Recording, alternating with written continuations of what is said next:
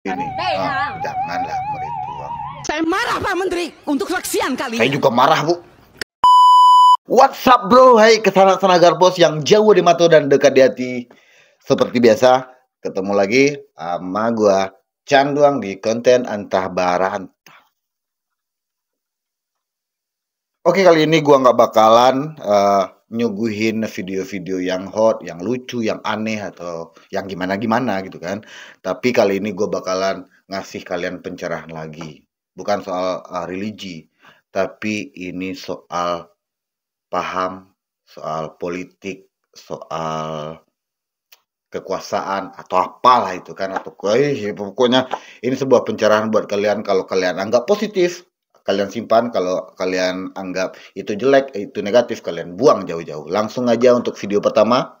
Pancasila itu sila pertama adalah ketuhanan yang Maha Esa. Ya. Artinya sebagai warga negara tentu dia harus memiliki keagamaannya masing-masing, harus beragama. Maka dilarang komunisme di Indonesia. Jangan panjang-panjang, ini problem politik saja. Agama di Indonesia itu hak atau kewajiban? Hak dong. Sudah jelas itu kan hak. Ya Kan? Ini masalahnya kalau Anda MUI, bahkan cara berpikir Anda tidak paham bahwa konstitusi itu tidak mewajibkan. Hak beragama dijamin oleh negara, oleh konstitusi. Nggak ada disebut kewajiban beragama di situ. Nggak ada. Bukan saya mau main-main dengan agama, tapi saya mau konsisten di dalam pandangan konstitusi. Agama itu adalah hak. Artinya bisa dipakai, bisa tidak dipakai. Bahwa prakteknya dipakai semua itu soalnya. Oh, kan? Dalam konstitusi kata Om Bung Rocky Gerung, agama itu hak. Benar, agama itu hak. Tapi jangan sampai walaupun agama itu hak, jangan bikin agama aliran sesat. Itu nggak boleh. Itu ngerusak gitu kan kalau aliran-aliran sesat gitu. Tapi kalau agama yang diakui Indonesia kan udah jelas tuh.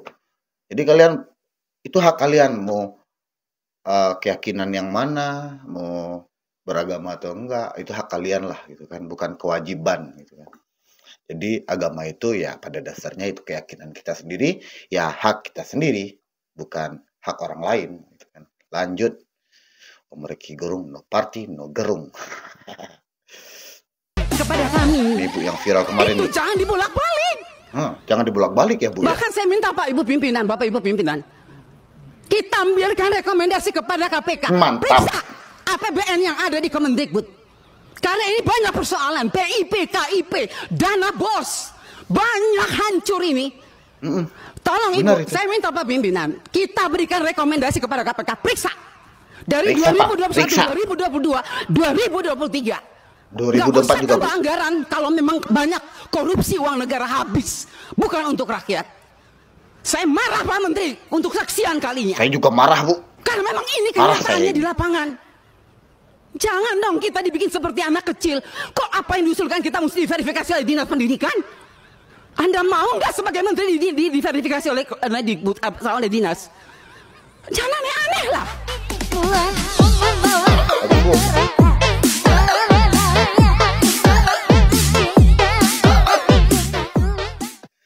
Kalau anggota DPR semuanya seperti ibu ini, nggak ada yang korupsi, nggak ada yang tidur, atau nggak ada yang main Candy Rush di sidang, gue yakin Indonesia ini bakalan maju, bakalan lebih maju lagi ke depannya. Tapi sayang kan, udah langka yang kayak ibu-ibu ini.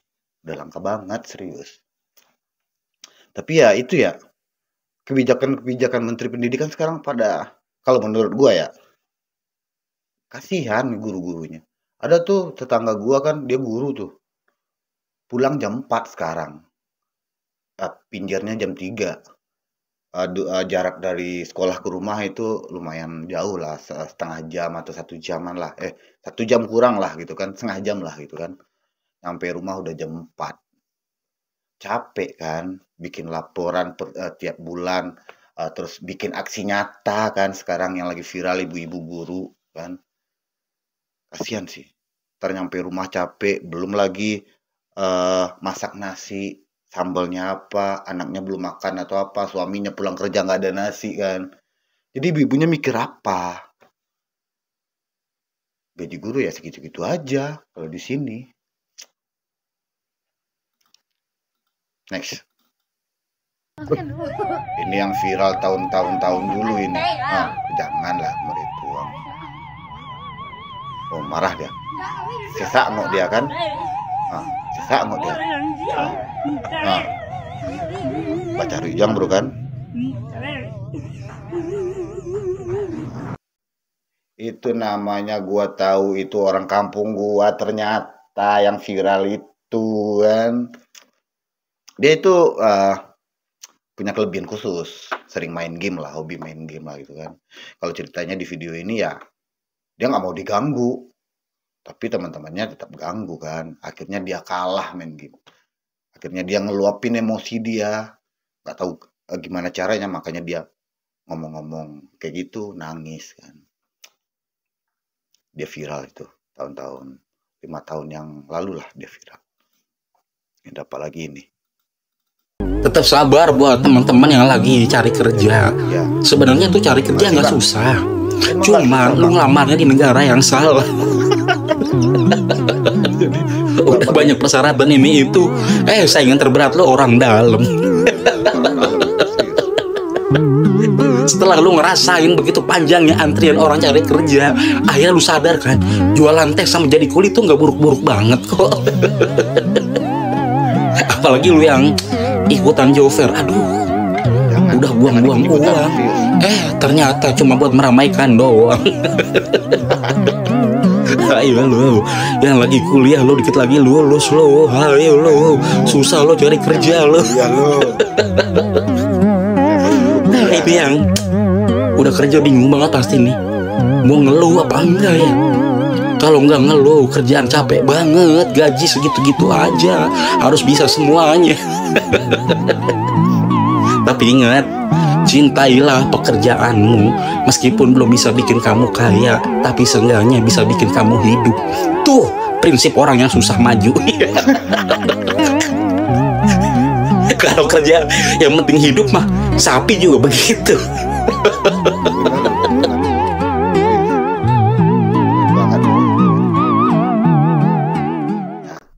Kalian dengar kan kata si abangnya, atau kata si om-omnya itu kan, nyari kerja itu nggak susah, cuma kalian doang yang salah nyari kerja di negara yang salah kan.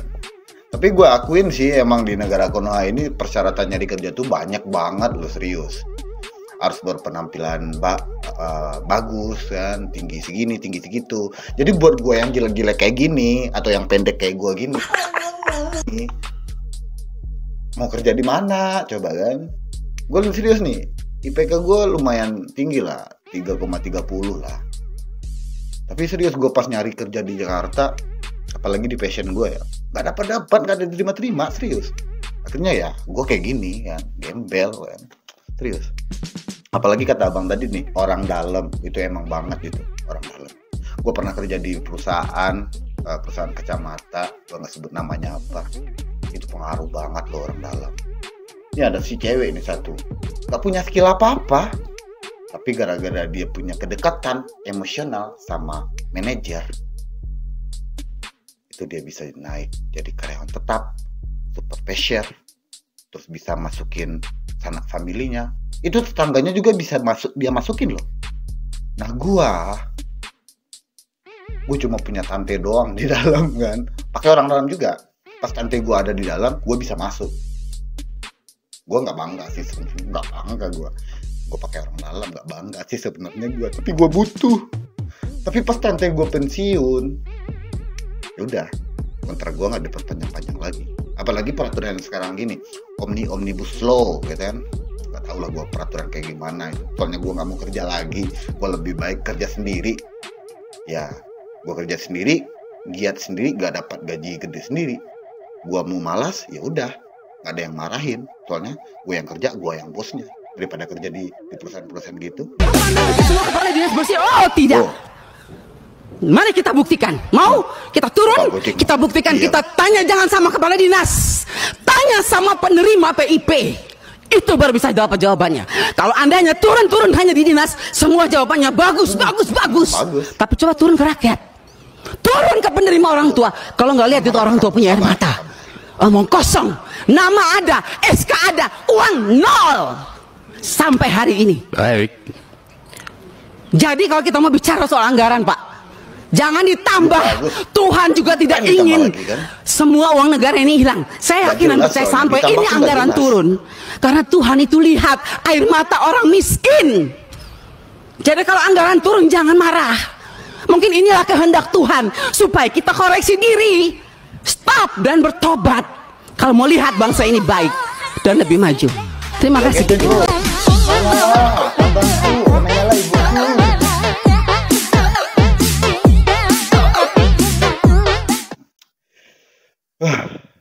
Gua ngulangin kata-kata yang di awal tadi. Seandainya saja di negara Konoha ini punya DPR kayak ibu ini komisi, gua nggak tahu tadi komisi berapa. Mungkin negara Konoha ini bakalan lebih maju, bakalan lebih mantap lah ke depannya kan. Oke, Sana-Sana Grapos yang jauh di mata dan dekat hati. Seperti biasa, gue ingetin lagi sama kalian. Kalau kalian suka konten ini, mohon subscribe, like, komen, dan share sepuas-puasnya, sebanyak-banyaknya kan. Karena gue butuh itu. Tapi kalau kalian nggak suka, ya udah subscribe aja, nggak usah like, subscribe aja lah. Gitu ya. Maksa gue sih. Tapi ya intinya, pada intinya gue cuma ngasih wejangan buat ngehibur kalian, buat ngasih pencerahan kalian. Nggak ada bermaksud memojokkan sesuatu hal atau orang lain atau komunitas atau kelompok lain. Gue nggak ada maksud yang jelek-jelek kayak gitu. Ini negara ini cara berhukumnya udah rusak dan dirusak, sehingga saya katakan malas saya bicara yang kayak gitu. Biar aja tambah busuk, pada akhirnya kebusukan itu akan runtuh sendiri kan suatu saat. Kalau ini yang begini-gini diterus-teruskan, ya sudah silahkan aja. Atau yang mau kau lakukan aja. Mumpung Anda masih punya posisi untuk melakukan itu. Tapi suatu saat itu bisa akan memukul dirinya sendiri ketika orang lain menggunakan cara yang sama. Ya, yang juga untuk melawan kepentingan orang yang suka begitu. Bukan Pak, misalnya mereka menafsirkan hati itu menafsirkan ini berlaku bersyarat gitu Pak, bukan itu ya? Enggak. Nah itulah isi undang-undang. Kalau isi undang-undang mau dibatalkan itu hanya dua caranya. Satu, legislative review, yaitu diubah oleh lembaga legislatif sendiri, atau judicial review oleh Mahkamah Konstitusi, bukan oleh Mahkamah Agung. Hanya dua cara itu? Hanya dua cara itu, atau perpu kalau darurat. Iya kan? Jadi ini melampaui kewenangan Mahkamah Agung? Jauh melampaui kewenangan. Negara Konoha ini udah hancur. Ya biarin aja. Jadi untuk Hokage pada zaman sekarang nih, pada sekarang ini, lu puas-puasin dah selagi lu punya posisi. Paling anak lu lah yang gantiin, menantu lu lah, apalagi ntar pembantu lu atau tetangga lu yang mau ngelanjutin kerjaan lu. Dasar Hokage negara Konoha. Gak kena kan gue, cuma Hokage di negara Konoha. Jadi ya biar Naruto lah yang marah sama gua kan. Tapi Pak, terima kasih Pak udah ngasih pencerahan ke kita, Bapak Mahfud MD. Gue fans banget sama Bapak Mahfud. Sayangnya di Pilpres kemarin Bapak Mahfud cuma dapat suara dikit. Oke, lanjut.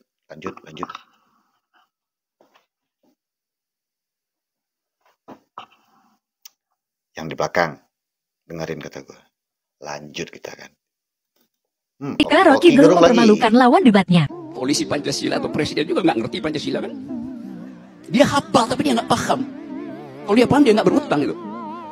Kalau dia paham dia nggak naikin BPJS. Kalau dia paham dia nggak melanggar undang-undang lingkungan. Itu tadi Bang Rocky bilang presiden nggak ngerti Pancasila. Karena itu tuduhan yang sangat serius menurut saya. Karena Pak Presiden adalah kader dari PD Perjuangan.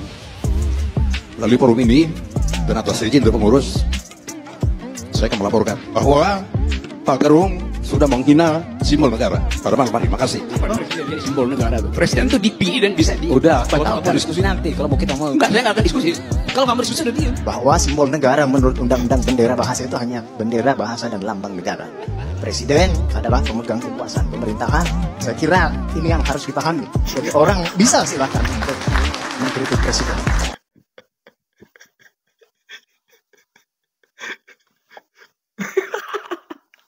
Yang bilang presiden simbol tadi siapa sih? Gue lupa namanya. Itu sedikit potongan dari dari tayangan stasiun televisi kan. Mungkin kalau kalian mau ngelihat lengkapnya bisa cari di platform lainnya. Soalnya gue cuma dapat potongan kayak gitu. Gue nggak maksud apa-apa, nggak maksud ngenyuduti orang.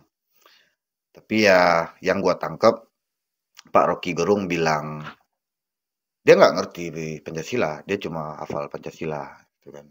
Dianya gue juga nggak tahu, gue takut nyebut serius. Ntar gue dicari sama orang kan, menghina presiden lah atau apalah, gue nggak tahu. Tapi ya kalian dengar aja lah kata-katanya, jangan kalau nyamuk sih.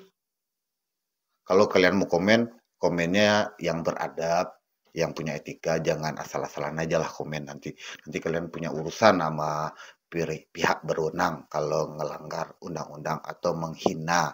Boleh mengkritik, tapi jangan menghina. Kritik sih boleh, yang wajar-wajar aja lah. Soalnya kita kan diberi hak kebebasan untuk mengkritik pemerintah selagi dalam batas wajarnya, punya adab. Gitu kan. Mengkritik itu aja boleh. Oke, sana-sana Garpos yang jauh di mata dan dekat hati. Semoga kalian bisa sedikit nambah pencerahan, nambah ilmu setelah melihat beberapa orang-orang pintar di negara Konoha ini. Gue anggap mereka orang-orang pintar di negara Konoha, serius. Gue pengen belajar sama mereka, pengen nambah ilmu isi kepala gue. Soalnya kepala gue ini makin hari makin kosong, nggak tahu apa isinya. Semoga kalian bisa bermanfaat lah bagi kalian kan, semoga bermanfaat lah. Oke, sana-sana Garpos, terima kasih gue ucapin bagi kalian yang udah support channel ini, yang udah nonton video ini dari pertama gue bikin konten tahun lalu sampai sekarang. Gue ucapin terima kasih banyak. Dan untuk sana-sana Garpos yang masih ngintil-ngintil dari kejauhan, please tekan tombol subscribe, like, komen, dan share. Oke, dadah, sampai jumpa di konten berikutnya.